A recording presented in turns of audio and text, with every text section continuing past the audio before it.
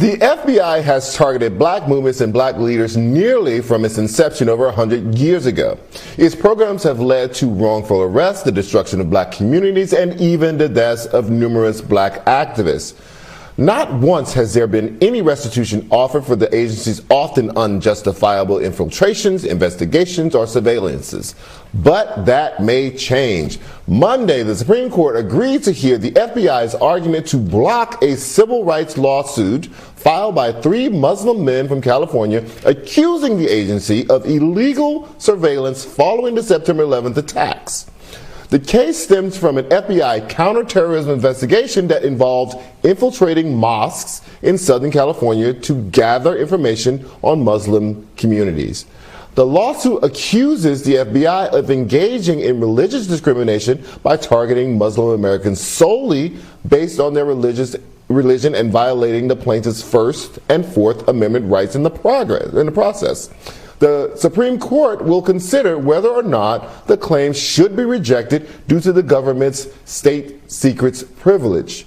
This doctrine prevents courts from revealing state secrets during civil litigation if it is believed the nation's security is at risk, including the cause for the investigation. If the Supreme Court rules that state secrets privileges can be revoked during civil litigation, what does this mean for past cases and those in the future? Joining us to discuss is Executive Director of the Council on American Islamic Relations, Hussam Allouche. Mr. Allouche, thank you for joining me. I really appreciate it. Just sketch out for us, what is the plaintiff's case here? Is it just as straightforward as you cannot come into our mosque and conduct surveillance at all, and that's the base of the case, or what are the full parameters of this case? Sure. Well, good evening to you, Charles, and to your viewers and listeners. Thank you for having me. Great honor and great privilege to be part of this show. To put it simply, this is about saying to the FBI, you cannot treat any community in America as second-class citizens. Historically speaking, we know that the FBI has had a long history of treating minorities, whether it's African Americans, whether it's Latinos, whether it's Muslims and others, as second-class citizens, as people who are deemed as suspects until proven innocent. And this is the gist of this case is saying you cannot violate people's constitutional rights and First Amendment rights, including the most basic of that, and that is freely worshiping at mosques or any place of worship, while hiding behind the state secret excuse. This is exactly what they do. They violate every law, violate every right, and then in order to cover up for it, they say, well, you can't investigate us, you can't hold us liable and accountable for our actions because we are here to protect you from something evil that only us know about it. What we're saying is, no, you don't get the chance to play judge, jury, and executioner at the same time. We're a country that still has due process, and we're a country of rights. Do you know if there is any precedent in the FBI for them going into religious institutions on a surveillance operation like this one? Dr. King, obviously, I have no doubt the civil rights movement in the 60s, which was generated from mosques and churches, and mostly churches, were infiltrated, were tapped on. I don't think, what makes this a little bit more unique is the fact that these are not even activist people. It's just regular mosque-going people. Basically what it is, this stems from a case that in 2006, that's what I was asking actually, whether or not the congregation of a religious institution had ever been surveilled in this way.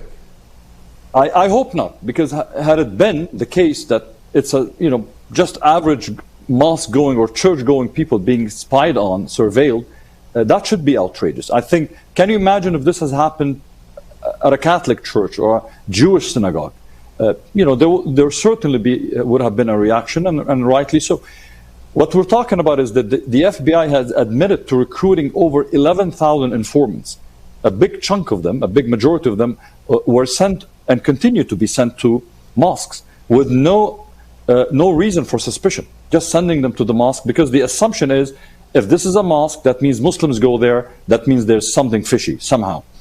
And this was in 2006 when they sent this person who pretended to be Muslim, went to the mosque, his name is Craig Monte, claimed to be a Muslim convert, converted inside a mosque, went to separate mosques, and started targeting young American Muslims, going to young people, telling them, America is such a bad place, we need to blow up America's buildings, we need to target the federal building, America only understands violence, I am an ex-military person. And that was reported to me personally. Actually, I was told specifically by the congregation when I challenged him on this. I said, let's meet. Where are you getting your information from? He said he started telling people, don't support CAIR, the organization, the civil rights organization I work for.